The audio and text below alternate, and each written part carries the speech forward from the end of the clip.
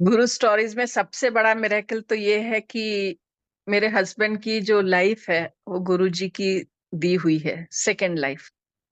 बताइए तो। मेरे हस्बैंड का इतना हेल्थ इश्यूज था कि उनकी जो लार्ज इंटेस्टाइन थी वो पूरी रप्चर हो चुकी थी। उसमें वेस्कुलर सिस्टम नहीं था, मतलब वेस्कुलर सिस्टम मतलब ब्लड की वेसल्स वगैरह सब रप्चर हो चुके थे। वो बुरी तरह डैमेज हो चुका था। हम लोग ने best of the best gastroenterologist को दिखाया ऑल ओवर इंडिया, चाहे बॉम्बे बोले चाहे दिल्ली बोले, जो नाम हम लोग सुनते थे हम वहां भागते थे। 2 साल बीतते बीतते हालत इतनी बुरी हो गई कि उनका खड़ा होना भी मुश्किल हो गया।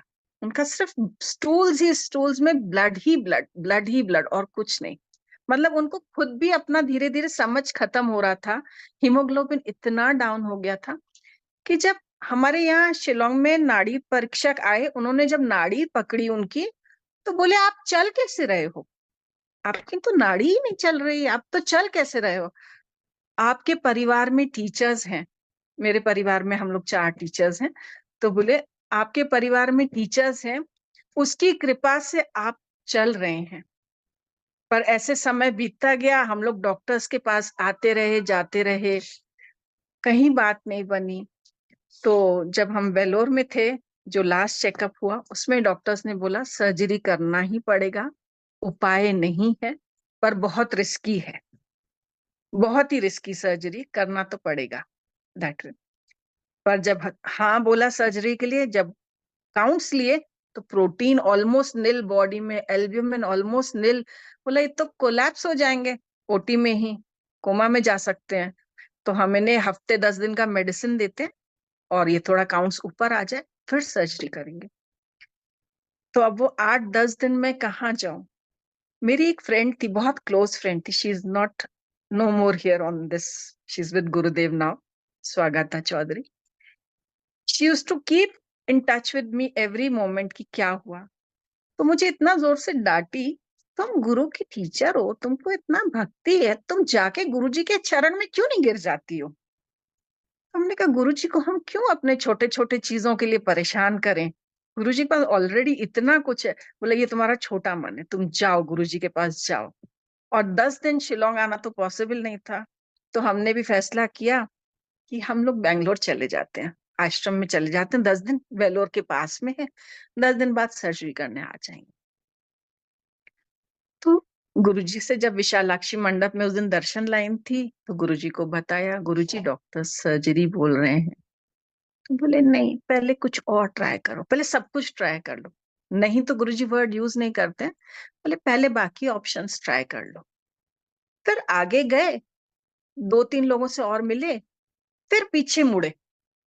Then he looked at my husband, सीधा दृष्टि पेट में, सीधा उनकी दृष्टि पेट में डाली, बोले खाओ, पियो, ध्यान करो। बस ये सेंटेंस बोल के रूम गुरुजी चले गए। हम रूम पे आए, एंड उनका जो प्रॉब्लम था एकदम सेटल्ड। जो हर थोड़ी थोड़ी देर में ब्लड स्टूल्स पास करते थे, 24 घंटे हो गए ऐसा नहीं हुआ। मिरेकल।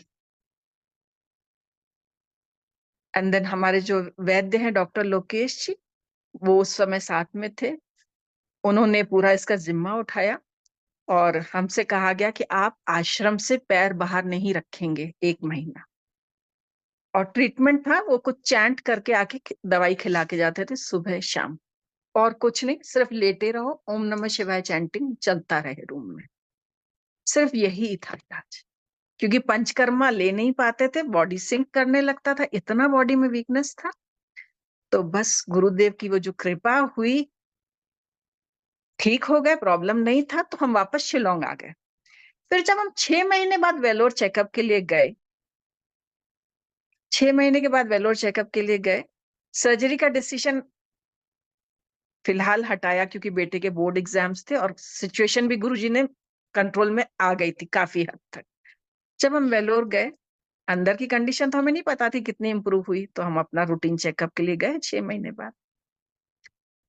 डॉक्टर ने कोलोनोस्कोपी की रिपोर्ट देखते ही बोला क्या खा के आए हो, can you believe in 6 months the colon, जो सब डॉक्टर्स ने बोल दिया कि ये लार्ज इंटेस्टाइन कभी रिपेयर होगी नहीं, कभी होगी नहीं, कोई चांस ही नहीं है कि आप इसको मेडिसिन से ठीक कर सको, वो डॉक्टर बोलता तुमने क्या खाया है, आपका कॉलन फुल्ली फॉर्म्ड है। So this is masters grace, उनकी एक दृष्टि, और सिर्फ खाओ पियो और ध्यान करो।